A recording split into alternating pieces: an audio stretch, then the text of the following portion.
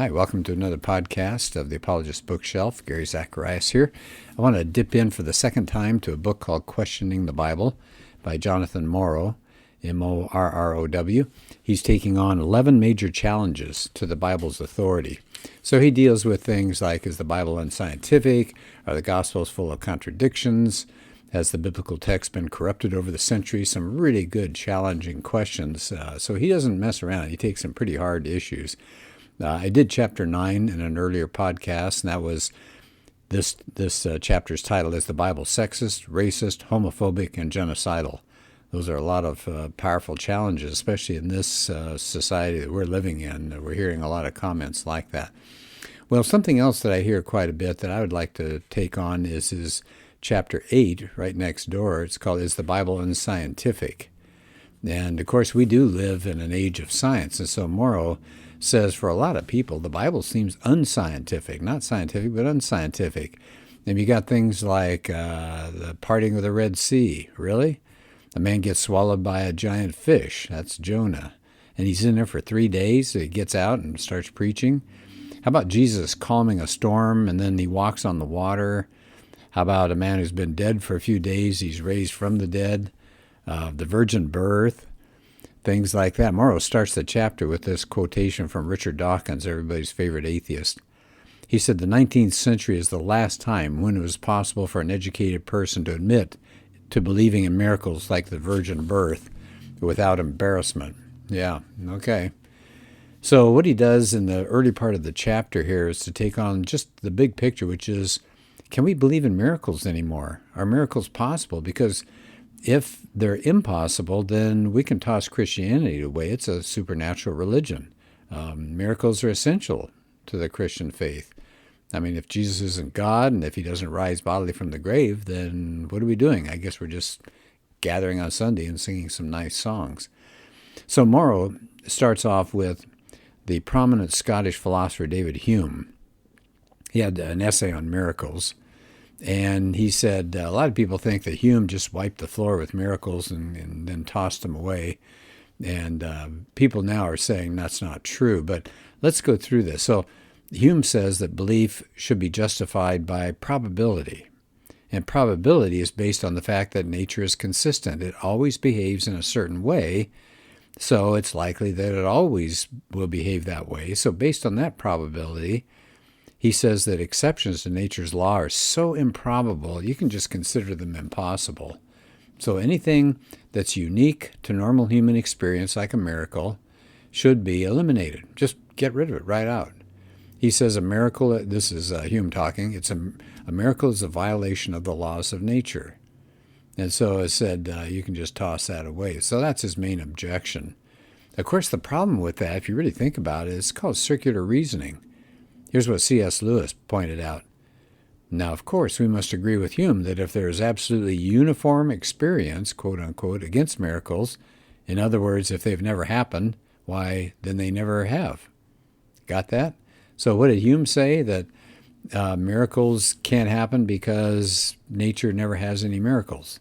Okay, that's called circular reasoning. He was assuming what he was trying to prove.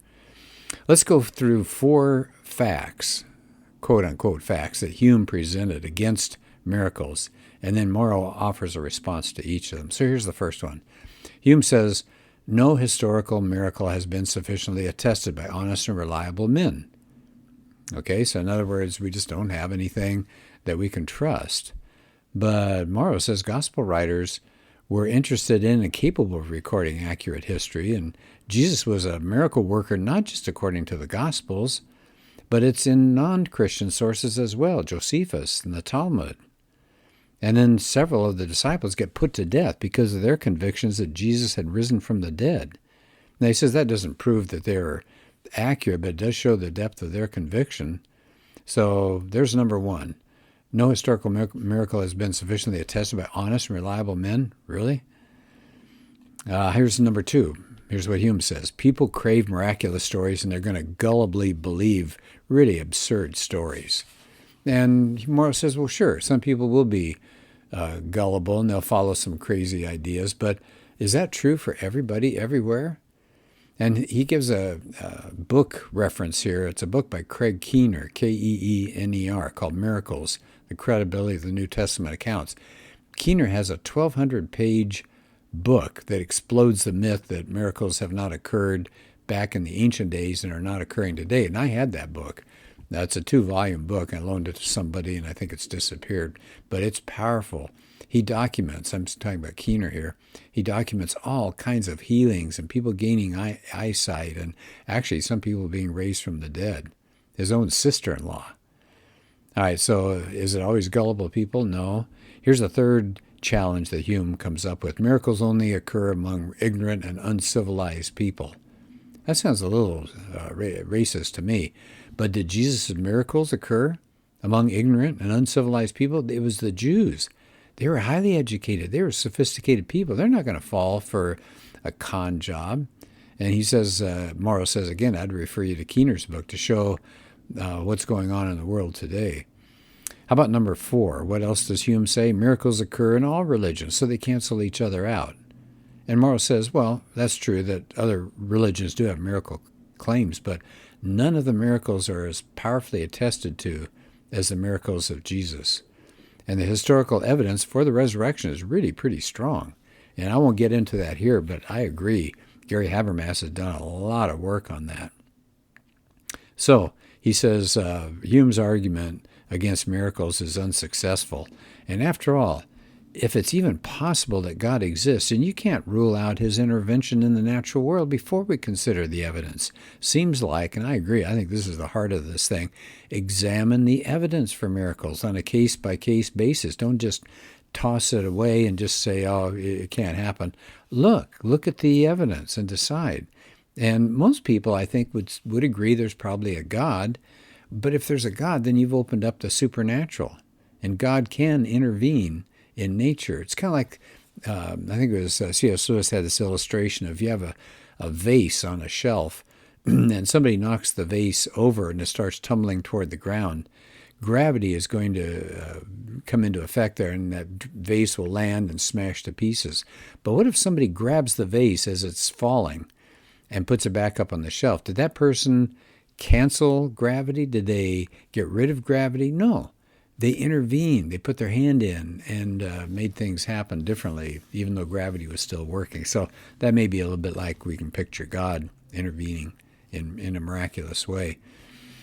So then he says, well, look, that's the big argument, isn't it? If it's possible that God exists. So Morrow now says, there are actually some scientifically oriented arguments that have brought a rise again of Christian theism.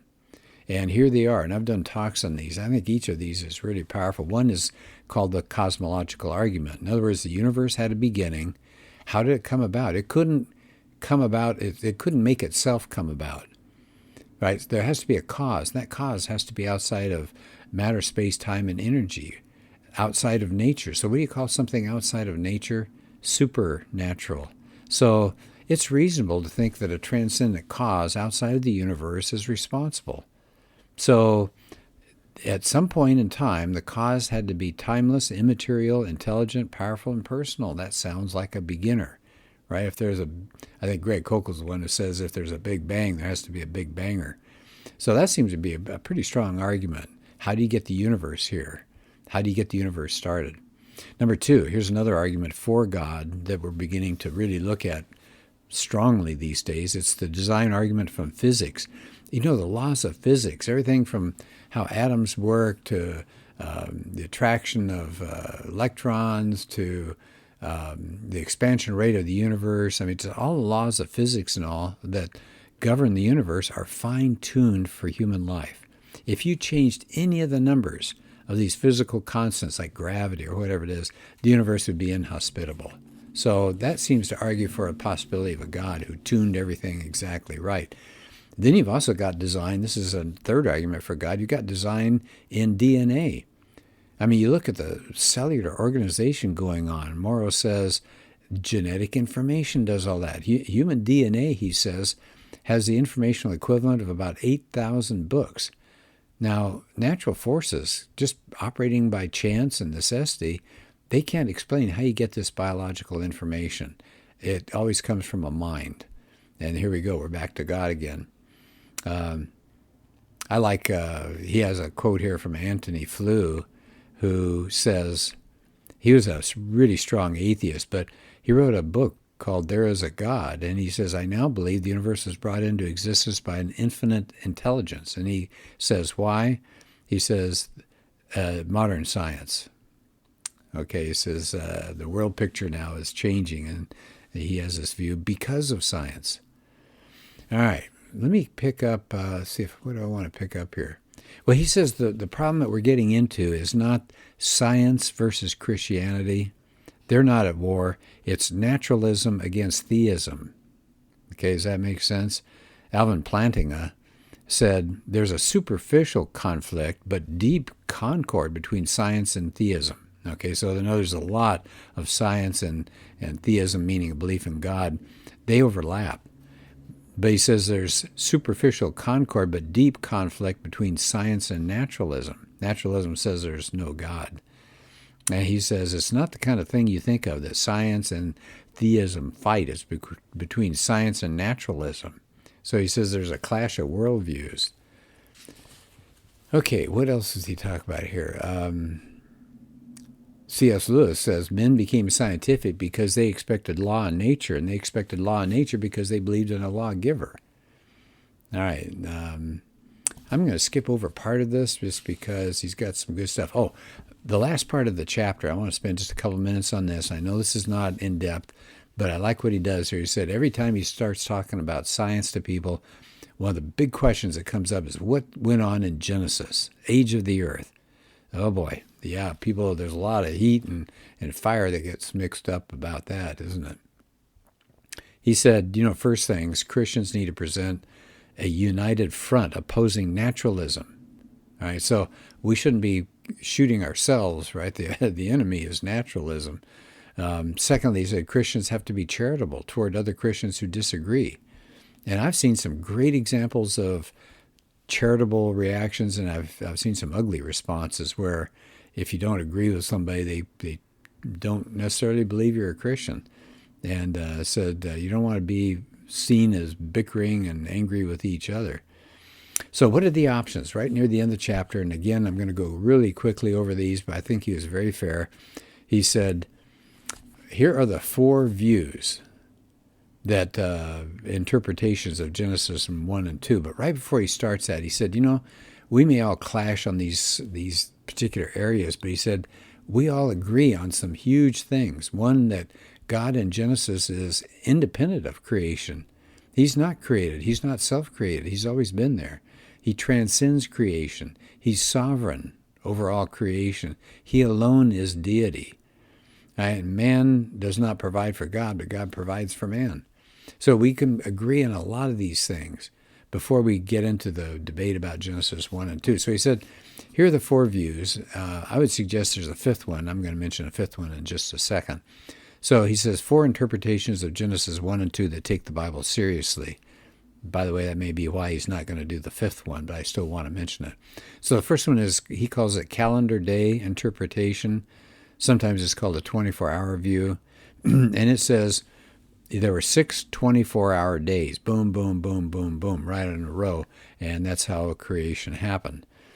Then there's the day-age interpretation. That's understood in the sense that when we say day, sometimes we mean just a period of time. So there were periods of time where God intervened periodically. So that could extend over millions of years. That's a day-age interpretation. Here's the third one. It's called framework. And it understands that this week is a metaphor. And in the metaphor, you have day 1 and day 2 and day 3. God creates these areas, right, these kingdoms.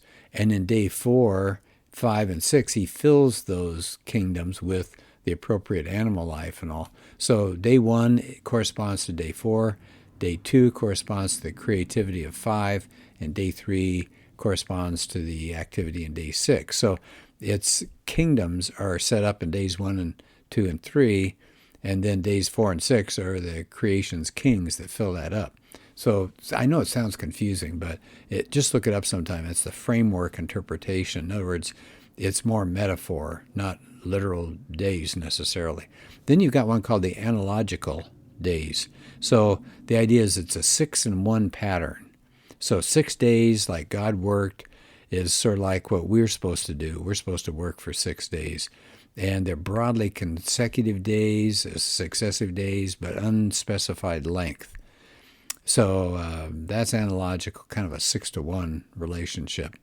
The one that he doesn't talk about, and maybe because he doesn't think it's, I don't know, quite as taking the Bible as seriously, it's theistic evolution. I have a lot of problems with theistic evolution as well.